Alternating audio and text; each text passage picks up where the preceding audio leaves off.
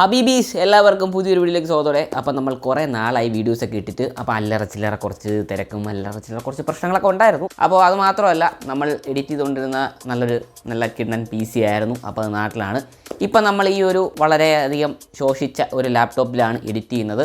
അപ്പോൾ ഇതിനെ കൊണ്ട് എടുത്താൽ പൊങ്ങാത്ത കാര്യങ്ങളൊക്കെ ഞാൻ ഇതിനെ കൊണ്ട് ചെയ്യിപ്പിക്കുന്നുണ്ട്. അതുകൊണ്ട് തന്നെ നമുക്ക് ഡെയിലി അല്ലെങ്കിൽ അടുപ്പിച്ച് വീഡിയോസൊക്കെ ഇടാൻ ഒരല്പം ബുദ്ധിമുട്ടായിരിക്കും ഇതിനകത്ത് എഡിറ്റ് ചെയ്യുക എന്നുള്ളത്. കഴിഞ്ഞൊരു വീഡിയോയിൽ ഞാൻ പറഞ്ഞ പോലെ ഒരു പുതിയ ലാപ്ടോപ്പ് മേടിച്ചിട്ടുണ്ടായിരുന്നു. അതാണ് ഈ ലാപ്ടോപ്പ്. ഈ ഒരു ലാപ്ടോപ്പിൻ്റെ റിവ്യൂ വേണമെങ്കിൽ നിങ്ങൾ താഴെ കമൻറ്റ് ചെയ്യുക.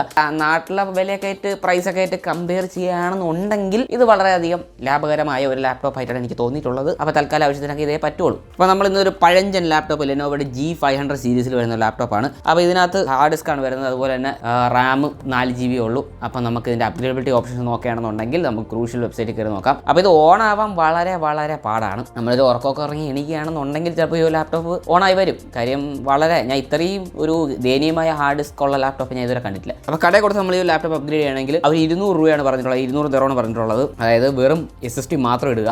240GB SSD 240GB SSD ഓൺലൈനിലാണെങ്കിൽ 50 to 100 രൂപ ആ ഒരു റേഞ്ചേ ഉള്ളൂ. അതുപോലെ തന്നെ റാമും 50 to 100 ഉള്ളൂ DDR3യുടെ. അപ്പോൾ നിങ്ങൾ crucial വെബ്സൈറ്റിൽ പോവുക. അതുപോലെ തന്നെ ഈ ഒരു ലാപ്ടോപ്പിൻ്റെ മോഡൽ നിങ്ങളുടെ കയ്യിലുള്ള ലാപ്ടോപ്പിൻ്റെ മോഡൽ അടിച്ചു നോക്കുക. അപ്പോൾ അതിനകത്ത് എന്തായാലും നിങ്ങളുടെ അപ്ഗ്രേഡബിലിറ്റി ഓപ്ഷൻസൊക്കെ കാണിക്കുന്നതായിരിക്കും. അല്ലെങ്കിൽ അതിനകത്ത് ഡിറ്റക്ട് ചെയ്യുന്നതായിരിക്കും ഓട്ടോമാറ്റിക്കലി നിങ്ങളുടെ സിസ്റ്റം ഏതാണെന്ന് വെച്ച് കഴിഞ്ഞാൽ.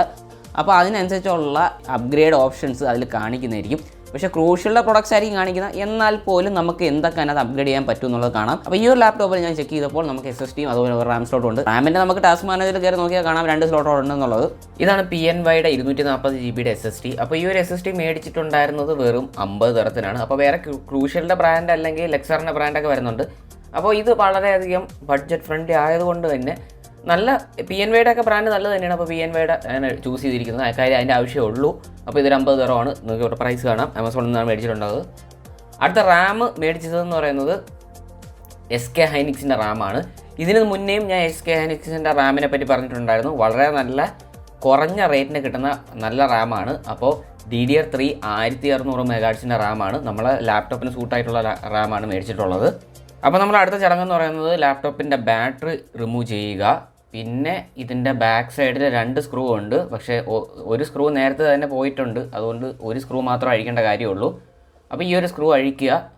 ഇത് അഴിച്ചതിന് ശേഷം അതാണ് നമ്മളുടെ ബാക്ക് പാനൽ റിമൂവ് ചെയ്തപ്പോൾ ഇതാണ് നമ്മുടെ ഹാർഡ് ഡിസ്ക്. അപ്പോൾ WDയുടെ ബ്ലൂ ഹാർഡ് ഡിസ്ക്കാണ് ഇതിനകത്ത് ഉള്ളത്. വളരെ സ്ലോ ആണ് ഈ ഒരു ഹാർഡ് ഡിസ്ക്.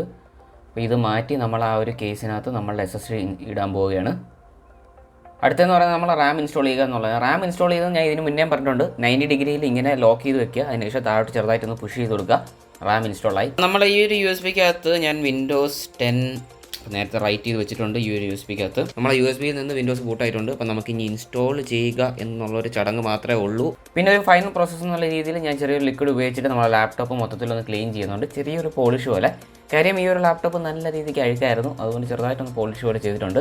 അപ്പോൾ ഇപ്പോൾ അത്യാവശ്യം കൊള്ളാവുന്ന ഒരു ലുക്കായിട്ടുണ്ട് ഈ ഒരു ലാപ്ടോപ്പിൽ SSD ഇൻസ്റ്റാൾ ചെയ്തിട്ടുണ്ട്. അപ്പോൾ ഇനി എത്രത്തോളം ഫാസ്റ്റായിട്ട് ബൂട്ടാവും എന്നുള്ളത് ഇപ്പോൾ നമുക്കിപ്പോൾ കാണാം. അപ്പോൾ ഞാൻ ഓൺ ചെയ്യാൻ പോവുകയാണ്.